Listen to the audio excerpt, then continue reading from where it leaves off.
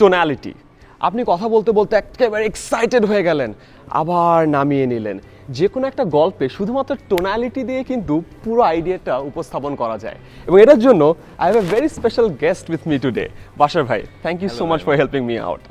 মাই pleasure. So টোনালিটির আমি কয়েকটা যে সিচুয়েশন বলবো এবং বাশার ভাই ওই এক্সাইটমেন্টটা বা ওই ইমোশনটা ধরে কীভাবে কথা বলতে হয় সেভাবে বলবে। সো ফর এক্সাম্পল, আমরা অনেক হ্যাপি এই মোমেন্টে। বাংলাদেশ 500 রান আজকে ওয়ানডে ক্রিকেটে স্কোর করেছে মাশরাফির নেতৃত্বে। এক্স্যাক্টলি। যদি আমরা অনেক এক্সাইটেড হয়ে যাই দেন ইন্ডিয়াকে হারিয়ে আমরা জিতেছি, এর থেকে বড় পাওয়ার কি হতে পারে? রাইট। আচ্ছা, সো স্যাড একটা নিউজ।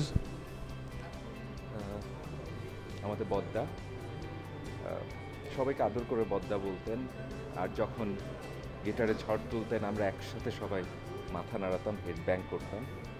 তিনি হয়তো আজকে আমাদের মধ্য থেকে চলে গেছেন, কিন্তু তিনি রয়ে গেছেন এখানে।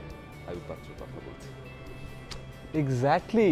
সো জাস্ট টোনালিটির কারণে আপনার মধ্যে একবার হ্যাপিনেস, একবার এক্সাইটমেন্ট আর একবার স্যাডনেস নিয়ে আসা যায়। সো ইয়াস, যারা যারা পাবলিক স্পিকিংয়ে নিজের এই স্কিলগুলো একটু ব্রাশ আপ করতে চাচ্ছেন, this was a perfect example. Thank you so much, Basha bhai. Thank you, Ayman. It's been a pleasure. My pleasure.